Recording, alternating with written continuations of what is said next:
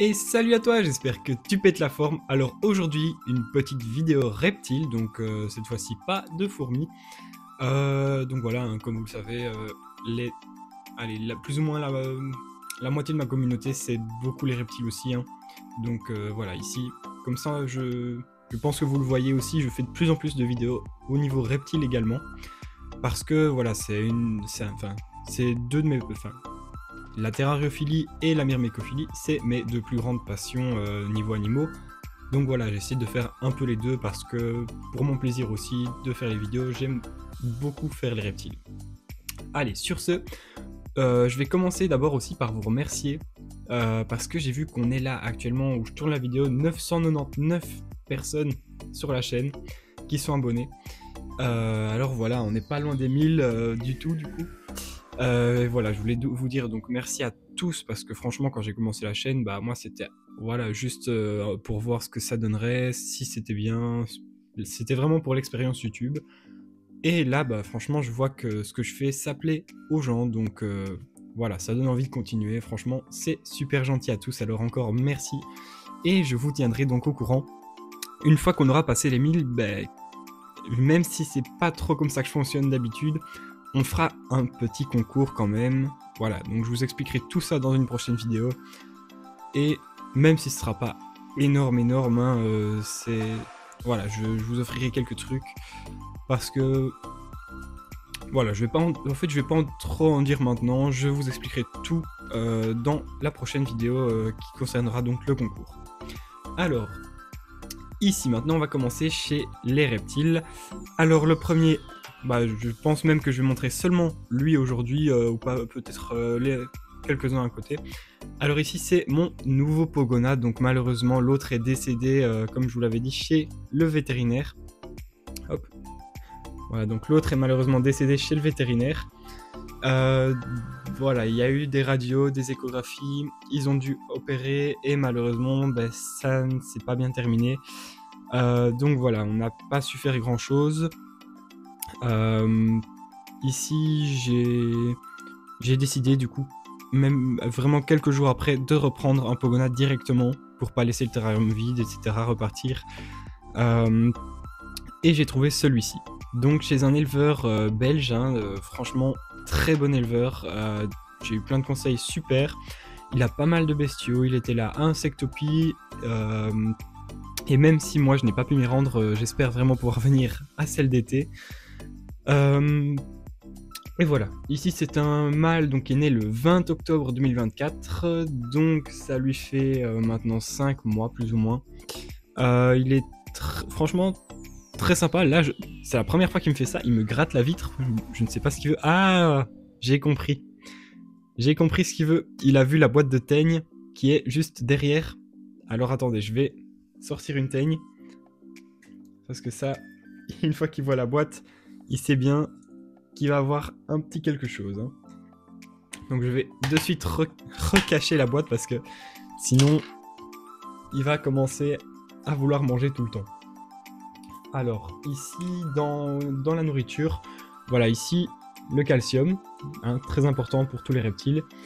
Alors ici comme je disais, il a 5 mois, donc il a bien ses UV là-bas, son pain chauffant, il a de quoi grimper, donc ça c'est quelque chose qu'il faut savoir, qui est très important, parce qu'on dit toujours le Pogona désertique, machin, il faut également des branches dans le terrarium. Parce que c'est un lézard qui va vraiment adorer grimper, surtout la nuit pour dormir. Donc la nuit, je le vois toutes les nuits il monte là-haut pour dormir. Et bah voilà, il passe ses nuits couché ici sur le bout, sur sa branche, et voilà. Alors ici, on le voit, hein, il s'est mis un petit peu sur la défensive, il a eu un peu peur à mon avis quand j'ai levé la main. Donc ici j'ai un petit pot où je lui mets tout ce qui est fruits et légumes, hein, donc il a régulièrement de la banane, de la pomme, des carottes, un peu du chou et voilà, quelques légumes et fruits par-ci par-là. Alors ici, je lui mets des feuilles d'ortie séchées, donc ça c'est quelque chose qu'ils apprécient beaucoup aussi. Vous voyez, hein, très curieux, très gentil, vraiment, c'est zéro souci. Alors là, c'est bizarre, il est un petit peu sur la défensive, hein, on voit, il me fait rarement ça. Alors là-bas, son petit bain et gamelle d'eau, etc. hein. J'ai une petite vaporisation pour la plante là-bas. Donc c'est une Calesia repens, ouais, si je dis pas de bêtises. Donc c'est une plante rampante qui est comestible pour les reptiles. hein. Alors, ici c'est une nouvelle que j'ai mise. Faut voir ce qu'il a fait à l'ancienne. Voilà, donc celle qui est dans le terrain de l'agricole léopard, c'est son ancienne plante qu'il a cartonné comme ça en une semaine. Celle-là, je l'ai mise il y a 2 jours, même pas. Donc voilà, elle est encore nickel. Ici, je lui ai mis aussi des petites feuilles de Calesia encore. hein, je lui ai remis avec les orties séchées. Et voilà, il les mange très régulièrement. hein. Là, j'ai rempli le pot. Franchement, il les mange très régulièrement. On voit même qu'il en étale un peu partout dans le terrarium, parfois quand il prend des gros morceaux. Alors, on peut voir ici pour ses points chauds et UV. Il a donc son point chaud qui est sur sa pierre ici. Donc la pierre continue en dessous, ce qui permet de bien lui chauffer, bien chauffer par en dessous, ça lui fait vraiment comme un tapis chauffant avec la réflexion de la chaleur. Et ici sur la Dragonstone, donc ici c'est les UV, donc comme ça il peut se mettre vraiment comme ça, avec les UV qui donnent sur lui, et bah franchement il a l'air de kiffer. hein. Donc comme je le disais, faut vraiment pas oublier de mettre des branches et de la hauteur, hein, parce que ça franchement ils adorent. Je vois régulièrement vraiment dormir là-bas en haut sur sa branche ici. Donc ici on peut voir que c'est un lézard qui est vraiment en bonne santé. hein. Pour sa phase aussi, je ne vous l'ai pas dit, c'est un Red et Hippo 66% et trans. Donc voilà, un peu long, c'est pareil que tout ce qui est gecko léopard, etc. Il y a beaucoup de phases. Mais ici, j'adore ces couleurs, vraiment, on voit, il a un rouge pétant, etc. Alors là, il se met un peu sur la défensive encore, on peut voir qu'il se recourbe un peu. Il a peut-être vu quelque chose, je ne sais pas. Mais donc ça aussi, c'est une particularité des Pogona, donc, enfin, de plusieurs autres reptiles également, hein. Mais ils le font très régulièrement, c'est de passer en mode pancake. Alors, qu'est-ce que j'entends par passer en mode pancake? En gros, quand ils vont être au frais ou la nuit ou quoi, leur corps va être vraiment plus fin et plus épais que quand ils se mettent au soleil, vraiment, ou ici à l'exposition aux UV ou à la chaleur, ils savent se mettre en mode pancake, donc son corps va devenir beaucoup plus gros et il va vraiment son corps va faire x2 en largeur, quoi. Et donc il va devenir tout plat et tout étalé comme ça pour prendre correctement la chaleur. Alors celui-ci, je vais lui redonner une petite teigne quand même. hein. Donc ça fait quelques jours qu'il en a pas eu, c'est pour ça que je lui en donne 2. Sinon faut éviter parce que c'est très gras les teignes.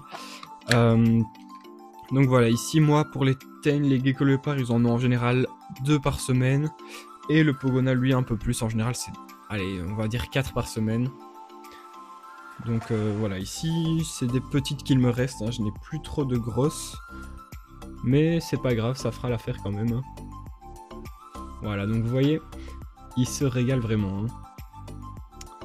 Donc les Pogona, ça c'est des lézards, franchement, moi qui suis donc étudiant en animalerie, je côtoie régulièrement les reptiles, dont les Pogona. Alors, les Pogona, c'est un truc de fou, c'est un des seuls lézards qui n'est jamais rassasié. Donc on peut lui donner 15 grillons, il en redemandera quand même. Mais des gros T8, je parle pas de petits T4 ou... Non, des gros T8, on lui en donne 15, il en mangera encore. C'est un truc de fou. Donc voilà, c'est vraiment des gros gourmands qu'il faut éviter de surnourrir du coup, parce que voilà, si on leur donne trop, ils vont devenir obèses et ça, c'est pas bon pour eux non plus. Mais sinon, voilà. Donc ici, pour l'exemple, je vais essayer de lui donner un petit peu des Calesia qui restent. On va voir s'il a envie, s'il a faim. Voilà. Donc vous voyez, franchement, il adore. Il a cartonné l'autre plante vraiment en un rien de temps. Et d'ailleurs, elle pousse, donc j'en ai une deuxième là. Donc il y en a une ici et l'ancienne du Pogona qui est là à côté parce que le gecko léopard n'en mange très rarement. Donc comme elle en mange très rarement, je me suis dit que j'allais pouvoir essayer de mettre dans son terrarium pour qu'elle puisse refaire des feuilles et se refaire un petit peu. Hop là, voilà. Désolé pour le petit passage en bas, c'est parce qu'il a essayé de sortir. Et donc là, on voit typiquement ce que je disais. Donc vous voyez, son corps, il s'étale un petit peu, mais là, pas encore trop. Il peut faire bien plus que ça. Mais voilà, franchement, c'est très impressionnant, pardon, leur capacité de vraiment s'étaler pour prendre la chaleur et capter ça correctement. Alors, que dire de plus, franchement, donc sur ce petit lézard d'assez bonne taille, hein, entendons-nous, franchement, c'est pour moi le lézard de compagnie tip top. Donc après, il faut savoir que la taille va en conséquence, hein, donc ça fait quand même une grosse quarantaine de centimètres adultes en général. Donc celui-ci doit faire une petite trentaine de centimètres à 5 mois. Donc voilà, il va encore prendre sûrement 15 bons centimètres, 15-20 centimètres, surtout que c'est un mâle.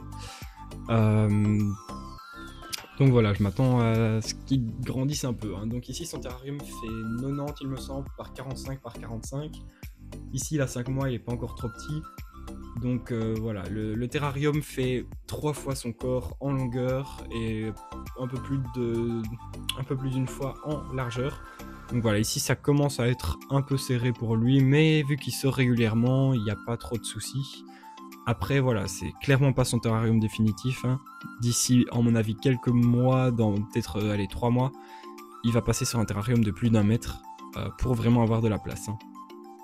Donc ça, c'est vraiment très important, ne jamais sous-estimer la place pour les reptiles, parce que ça peut créer des problèmes chez eux aussi, hein. Il faut se dire, parfois certains qui maintiennent dans des terrariums qui sont vraiment minuscules comparés aux lézards. Donc par exemple là-haut, bêtement, mais 45 x 45 pour les geckos léopards. Alors le pogona là-dedans, jamais de la vie. À la limite, quand il vient de naître, il peut y rester pendant quelques semaines, même pas, enfin vraiment pendant 1 ou 2 mois. Autant après, faut tout de suite le changer parce que ça va pas aller. C'est beaucoup trop petit. Imaginez nous vivre dans une longueur de corps, c'est impossible, c'est beaucoup trop petit. C'est vraiment un espace qui est trop restreint pour lui. Donc faut savoir qu'en Australie, ils vivent dans les plaines vraiment arides, etc., dans les déserts. Et même si c'est des plaines, ils trouvent quand même régulièrement des petits perchoirs, hein, donc des branches par terre, etc., pour pouvoir se mettre en hauteur. Et voilà encore, comme je disais, vous voyez le mode pancake, hein, donc vraiment il s'aplatit comme ça. Et ça, c'est très rigolo à voir, je trouve, hein. Il le fait d'ailleurs aussi dans ma main. Donc il vient régulièrement près de moi, devant le feu ou quoi, pour se réchauffer, ou des choses comme ça. Hop, je le mets sur ma main comme ça, et il vient près de moi, il reste là. Alors ici, on l'appelle aussi le dragon barbu, hein. Donc ça, c'est quelque chose qui me fait très peu chez moi. Ils savent en fait faire passer leur barbe, on va dire, donc vraiment le dessous de leur menton. Je vais essayer de le faire venir pour vous montrer. Hop, voilà, donc le dessous de leur menton. Ici, il est un peu orangé un peu noir comme ça. Mais ils savent le faire devenir vraiment tout noir. Et c'est pour ça qu'on l'appelle dragon barbu. Donc c'est souvent quand ils sont un peu nerveux, qui sont un peu stressés, ils vont faire leur barbe vraiment toute noire. Mais sinon, ils ne le font pratiquement jamais, hein. Donc ça, il n'y a vraiment pas de souci. Hop, on peut voir, hein, les couleurs quand il y a une bonne lumière et quand il n'y a pas une bonne lumière, c'est vraiment très différent, hein. Donc ouais, il voit encore la boîte de teigne. Je vais la rebouger parce que sinon il va vouloir venir. Donc voilà, comme je vous le disais, c'est vraiment très très gourmand, hein, ces lézards là. Donc il faut savoir qu'il a mangé ses grillons au matin, hein. Donc il a mangé 10 grillons au matin, là maintenant 3 teignes, et c'est sûr qu'il va encore gratter pour demander un peu tantôt, hein. C'est vraiment pas croyable, c'est des estomacs sur pattes, ces petits lézards. Alors, dernière chose avant de finir, hein, c'est toujours au niveau calcium, car quelque chose qu'on m'a appris également il n'y a pas longtemps, donc je vais le rappeler également pour tout le monde. Donc ceux qui sont régulièrement dans les reptiles savent qu'il y a 2 types de calcium. Donc on a le calcium, enfin calcium pour reptiles, hein, entendons-nous. On a le calcium sans D3 au-dessus et le calcium avec D3. Alors, donc le calcium ici va être très important donc pour l'organisme du lézard, hein, donc voilà. Et les UV, ça va permettre de donc fixer le calcium sur les os. Et donc voilà, la petite poubelle de calcium à volonté qu'on donne. Avant, moi, ce que je faisais, je leur donnais le calcium avec D3 à volonté et je saupoudrais les insectes sans la D3. Mais on m'a appris donc qu'il fallait faire l'inverse et leur donner la D3 avec les insectes pour pour être sûr qu'ils l'apprennent bien. Et mettre donc dans le terrarium celui sans détroit. Donc voilà, ça c'est quelque chose qu'on m'a appris il y a très peu de temps. Mais franchement, ici moi j'ai pas de soucis, j'ai changé partout dans tous mes terrariums. Et tout le monde est en pleine forme. Donc voilà, les lézards, je les vois très régulièrement sortir un peu pour voir tout ça. Hein. Et voilà. Alors avant de terminer, je vais passer un petit tour en avis chez tous les reptiles. Hop. Voilà. Donc ici en haut, on a la femelle qui est Tangerine Lavender Stripe Carrot Tail. Alors elle est cachée dans sa grotte, à mon avis on va pas la voir, hein, elle sort plutôt la nuit celle-ci. Alors ici on a le mâle, donc lui il sort très régulièrement, hein. C'est un bon gourmand. Alors lui c'était un Sunfire Cross Electric Inferno et Radar. Donc voilà, lui on voit il est très curieux, il sort très régulièrement. Hop. Souvent il veut un petit peu manger tout ce qu'il voit qui passe devant le terrain. Hein. Donc voilà, lui c'est un gros gourmand.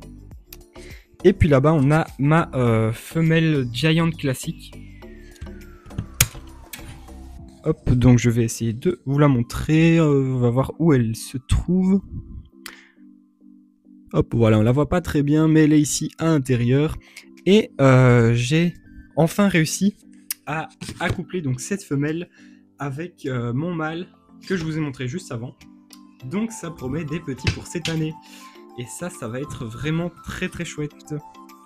Donc voilà, je vous tiendrai au courant pour ces petits loulous. Hein. Je devrais avoir donc une dizaine de petits sur l'année.